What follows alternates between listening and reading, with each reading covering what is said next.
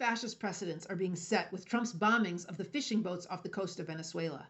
Number one, it's legal because we say so. Over the last 3 months, the U.S. military has murdered at least 88 people in these small speedboats, and the regime says, with no evidence, that these fishermen are smuggling drugs for the cartel Tren de Aragua. They say this cartel are narco-terrorists selling drugs not for money, but as part of a mission to poison America. Therefore, the gang is at war with the U.S., and anyone involved is a combatant in that war and subject to being murdered. Evidence? They have none. But still, the murder of fishermen is legal because we say so. And just think of the implications. If there's no need for evidence for trials, due process of any kind, anyone who the regime considers an enemy can be labeled a terrorist and killed. They're already calling anyone who opposes their fascism domestic terrorists. This is Alice in Wonderland justice. Sentence first, verdict afterward. With the full backing of the world's most powerful military. Number two, a green light to slaughter civilians, legality be damned. Trump's Secretary of War and Dark Ages Christian fascist Pete Hegseth wants the U.S. military to have an open license to commit war crimes without even any pretense toward legal oversight or laws of war. Maximum lethality, not tepid legality. Hegseth is alleged to have given the orders to kill them all, which led to a second strike on a boat, killing 2 desperate and near drowning survivors.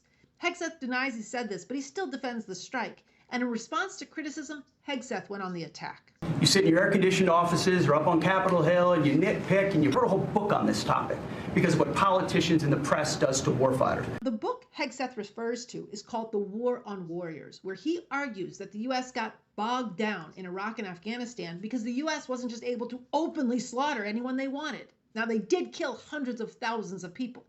But in contrast to how the U.S. fought those wars, Hegseth upholds the U.S.'s nuclear bombing of Japan. The U.S. military has always been a machine of war crimes and crimes against humanity, but Hegseth is moving to rip away any pretense of legality.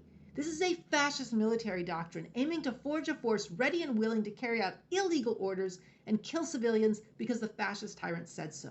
Now, number three, who will you become? Bound up with all this is a bloodthirsty celebration of slaughter. Hegseth is gleefully tweeting about murdering people. And here's MAGA mouthpiece Megyn Kelly. Not only want to see them killed in the water, whether they're on the boat or in the water, but I'd really like to see them suffer.